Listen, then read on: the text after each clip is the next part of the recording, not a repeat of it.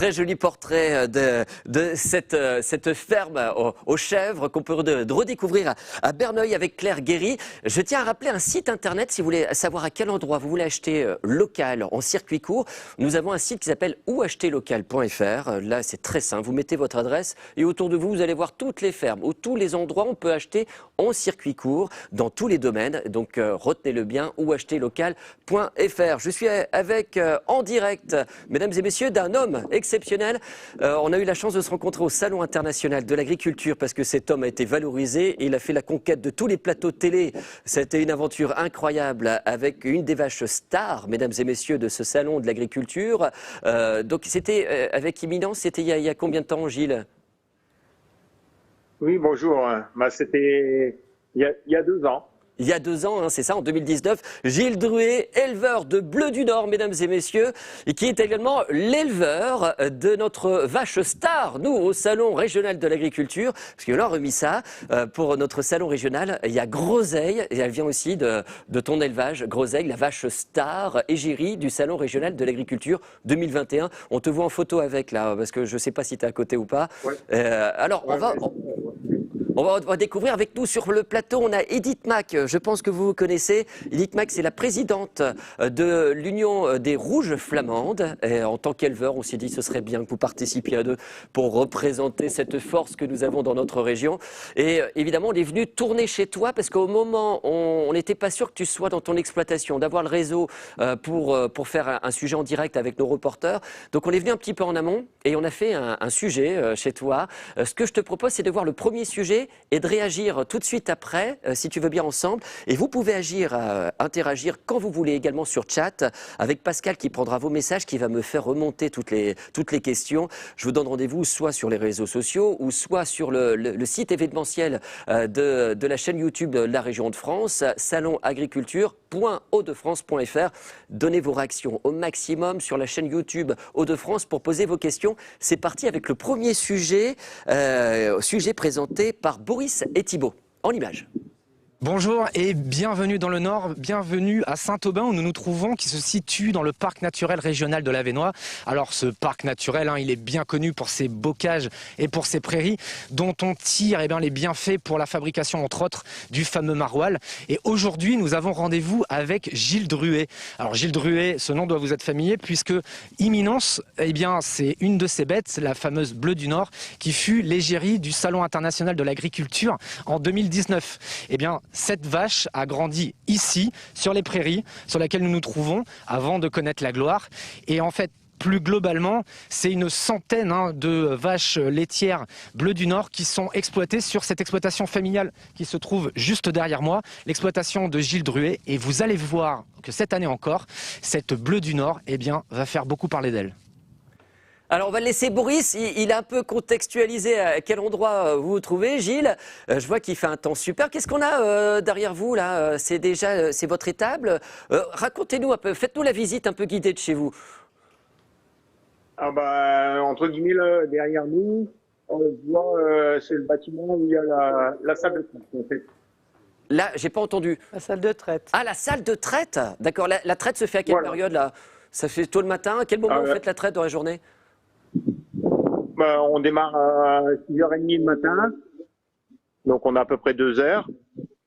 Et puis le soir à 17h30 jusqu'à 19h30 à peu près. Donc là, si on va dans le bâtiment, on va voir en principe la traite en cours. Ah non, là, elle est terminée. Ah, c'est terminé, oui, ça dure pas aussi longtemps. Oui, je regarde l'heure, là, tout simplement. Je suis un peu connecté du temps, mon cher Gilles, je suis désolé. Alors, Gilles, si on veut expliquer un petit peu ce que représente la Bleu du Nord, ce que représente cette race, déjà, c'est une race mixte. Qu'est-ce qu'on entend par race mixte? Une race mixte, c'est-à-dire qu'elle fait à la fois du lait et de la viande, et c'est un animal qui est assez robuste.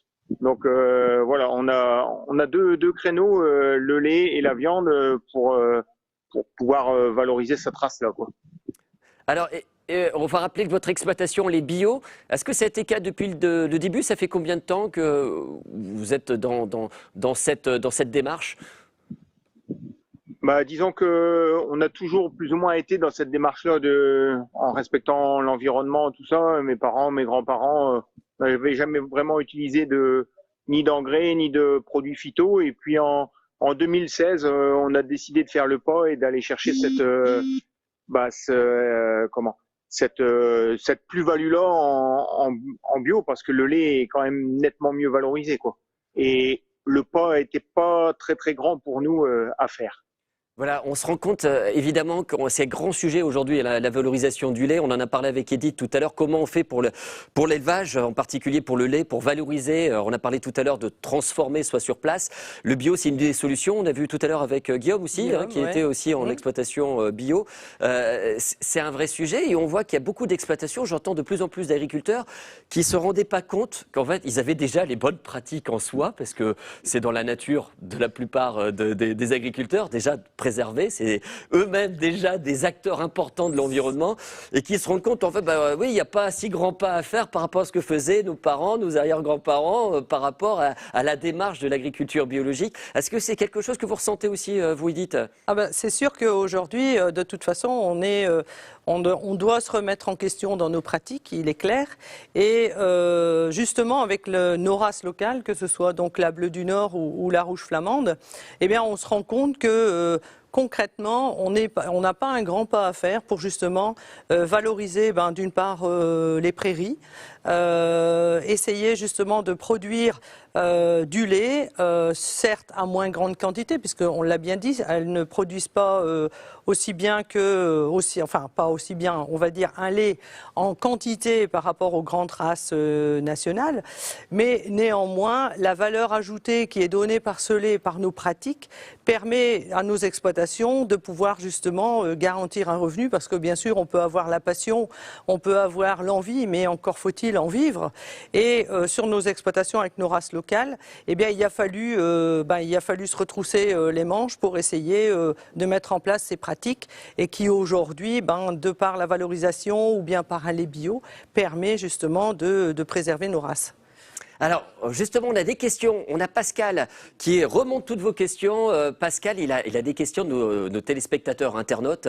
Et on va en profiter avec Gilles et Edith pour répondre à toutes les attentes de celles et ceux qui nous regardent. Alors, quelles sont les questions, mon cher Pascal? Alors, deux questions qui sont liées. Une question d'Alain et une question de Marie. Alors, quel âge a Groseille et Groseille a-t-elle une descendance? Alors, quel âge? Alors, c'est pour Gilles. T'as entendu les questions, je pense, Gilles. Bonjour, Gilles. Alors, moi, j'ai une question. Bonjour. Où est-ce qu'elle est, Groseille? Elle est où, Groseille? Elle est loin? Elle est partie en pâture. Là. Donc tu peux pas nous la montrer. Alors, quel âge elle a? Vas-y, réponds. Non. Elle a 9 ans, la Groseille, et elle a déjà 4 filles, donc c'est déjà assuré. Ce que je te propose, Gilles, parce qu'on parle de la Bleue du Nord, mais on l'a pas encore vue réellement par la photo. Notre reporter est parti avec toi directement dans l'étable, nous montrer notamment Imminence, entre autres, et je pense Groseille aussi. On va aller voir ça en images. C'est parti pour le deuxième sujet. Nous retrouvons Gilles Druet sur les prairies de la ferme des Prairies. Et vous pouvez le voir sur les images, les vaches bleues du Nord sont de sortie, alors qu'on est en février. Bonjour Gilles, c'est un moment que vous attendiez. Oui, c'est un moment qu'on attendait, c'est un moment de soulagement, aussi bien pour nous que pour les animaux. Voilà, on a commencé à lâcher nos animaux en prairie. Donc là, vraiment, fin février comme ça, c'est, je vais dire, presque exceptionnel quand même, aussi bien par les conditions climatiques, mais également parce que la Bleue du Nord permet justement de pouvoir sortir des animaux beaucoup plus tôt. Ils sont beaucoup plus rustiques et donc s'adaptent mieux, quoi. Là maintenant, ils vont commencer leur saison de pâturage et ça, c'est vraiment très agréable, quoi. Là, c'est aussi le moment pour vous de souffler. Là, vous sortez d'une période hivernale lourde en travail. Oui, c'était notre période de vélage et donc c'est toujours une période assez compliquée, assez dense en travail. Ensuite, on a tout l'hiver à soigner les animaux. Et là, on attaque la saison de pâturage où là, voilà, ça va être beaucoup plus calme. Il va y avoir que la traite à faire. Et pendant l'été, c'est la période de repos des animaux où là, nous, on souffle vraiment un grand coup, quoi. Qu'est-ce qu'elle a de particulier, cette vache-là? Déjà, historiquement, elle était là. Hein. Je veux dire, mes parents avaient de la Bleu du Nord. C'est une race mixte qui fait à la fois du lait et de la viande. Et après, elle correspondait à tout mon système d'exploitation, quoi. Un système d'herbage, un système qui valorise un territoire, qui valorise des prairies. Donc, elle s'adapte vraiment à une cohérence d'un système, quoi. Vous incarnez la 3e génération de cette exploitation familiale. Mais vous, votre système d'exploitation est basé sur l'herbe que les vaches vont manger principalement. Mais vous êtes labellisé biologique. Pourquoi? C'était, voilà, historiquement, mes parents, tout ça, ont tout le temps été dans un système peu intensif, à respecter leur environnement, à ne pas utiliser de produits phyto, tout ça. Et donc, voilà, ensuite, on s'est labellisé en 2017 pour justement aller chercher le label bio, quoi. C'était compliqué à mettre en place, cette labellisation? Oui, mais voilà, nous c'était tout simple, quoi. On était dans un système, voilà, qui s'y prêtait tout simplement, et quelque part après, voilà, on a demandé la labellisation pour aller chercher une plus-value qui est bénéfique pour nous, quoi, de toute façon, parce que le lait est beaucoup mieux valorisé. Vous êtes inscrit en fait dans une réflexion plutôt globale de pérennisation? Oui, on essaye justement de faire un outil qui fonctionne bien, qui sera dans la pérennité, qu'on va pouvoir transmettre ensuite à nos enfants. Donc voilà, et je pense que là, notre système, avec le système bio, voilà, ça nous permet vraiment de rentrer dans toutes ces catégories-là, quoi. Qu'est-ce qui est produit ici, dans la ferme des Prairies? Ici, on fait du produit du lait, de la viande, et en fait notre production laitière pour la moitié part pour faire du maroilles bio ici tout près à la ferme du Pont-de-Saint. Et après il y a une partie du lait qui part pour faire du lait en bouteille entre guillemets bio. C'est un métier qui est très exigeant mais qui est passionnant aussi. Ah oui, moi je suis passionné par ça, mes enfants sont passionnés par ça, ma femme aussi. Enfin voilà, c'est quelque chose de prenant, mais voilà, en même temps on est dans la nature, on est en liberté. Enfin voilà, quoi de mieux, quoi. Voilà, vous l'aurez compris, nous sommes ici dans une réflexion globale en termes d'agriculture destinée à préparer l'avenir. Et justement, d'avenir, il va en être question également dans la séquence qui arrive, puisque nous allons nous retrouver en présence des génisses de cette exploitation. À tout de suite. Alors c'est important pour ce sujet, hein, Gilles, on situe bien à quel endroit vous êtes dans la Vénois, et effectivement on récupère le lait pour faire une partie du maroilles, c'est important parce que ça tout le monde sait on l'imagine bien. La Bleu du Nord, ça représente combien, la race en elle-même sur le territoire, ça représente combien de têtes? Malheureusement, on se situe à peu près à 700 vaches en contrôle de performance, quoi. Donc c'est vraiment très très peu, quoi. Oui, c'est pour bien marquer les esprits. On est vraiment sur une toute petite race locale. Et donc je suppose pour vous d'avoir été valorisé comme ça a été le cas en 2019 au Salon international de l'agriculture, ça a été quelque chose une belle aventure. C'était un grand événement, quoi. Et voilà, j'en suis toujours très très fier. Et voilà, je suis content d'avoir pu faire découvrir cette race-là et notre territoire, quoi. Alors, ce qui est intéressant, c'est de voir l'avenir. On va se préoccuper à l'avenir. On l'a dit avec Boris, les génisses, c'est aussi cette gestion-là, c'est préparer l'avenir avec cette race. Et je vous propose de voir le prochain sujet avec Boris, et accompagné de Gilles, évidemment. Alors, je ne sais pas si vous la reconnaissez, mais cette grosse gourmande là, c'est Imminence. C'est l'égérie du Salon international de l'agriculture 2019 qui a fait beaucoup couler d'encre. Et Gilles, c'est votre fierté. Oui, c'est une vache qui nous rappelle énormément de souvenirs, énormément de beaux souvenirs, quoi. C'est vraiment extraordinaire. Notamment le franchissement du salon à Paris, ça a dû être quelque chose, ça. Oui, voilà, faire un événement comme ça avec notre vache, c'était vraiment exceptionnel et formidable, quoi. À la base, pourquoi vous l'aviez choisi ? C'est hyper compliqué. Il y a tout un tas de critères multiples. Il y avait nos critères à nous, nos critères de la race, il y avait les critères du salon. Donc c'était vraiment quelque chose de très compliqué, quoi. Mais voilà, on est très très fiers d'avoir choisi cette vache-là. Là, en fait, on se situe au niveau de l'étable des génisses. Les génisses, c'est l'avenir un peu de votre exploitation. Oui, c'est ça. C'est les futures vaches, quoi. Elles sont destinées à la reproduction. En fin d'année, elles vont faire leur premier veau pour ensuite donner du lait pendant une année, quoi. C'est ça. Et alors ce lait, vous le transformez pas localement sur place, hein, mais par contre, il devient du maroilles, en partie du moins. Oui, bah ici on a à peu près la moitié de notre volume de lait qui part pour être transformé en maroilles bio, quoi. Donc ça c'est une grande fierté pour l'exploitation aussi, quoi. Oui, c'est ça, c'est participer à une certaine identité locale. En fait, vous êtes clairement engagé dans cette orientation-là. Oui, bah après voilà, c'est une démarche de qualité, voilà, c'est un AOP, donc il y a un cahier des charges, mais voilà, qui permet de maintenir un environnement, un bocage, enfin voilà, toute une zone agricole, quoi.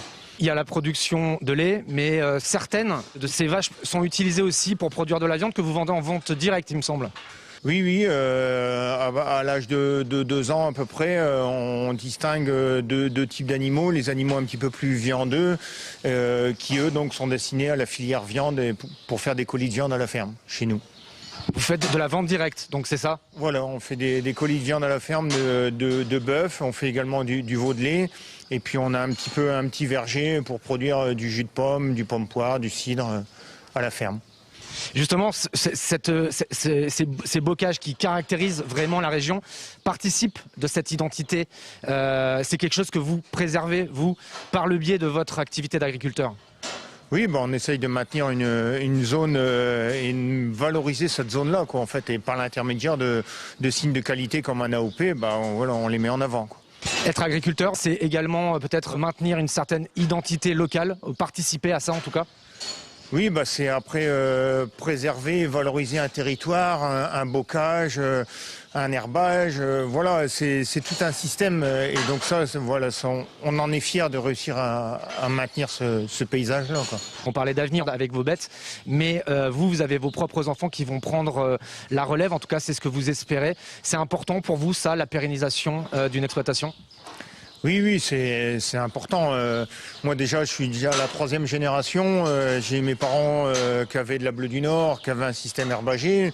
J'ai été fier de pouvoir reprendre ça et je pense qu'ils étaient fiers de transmettre ça. Et moi, à l'heure actuelle, voilà, je suis très très fier que le garçon va reprendre, va s'installer avec nous pour pérenniser et continuer ce système-là, quoi. Ok. Merci beaucoup Gilles de nous avoir accueillis sur votre exploitation. Un grand merci à vous. Et puis nous retrouvons très prochainement dans une nouvelle émission de Près de chez nous. Merci beaucoup Boris.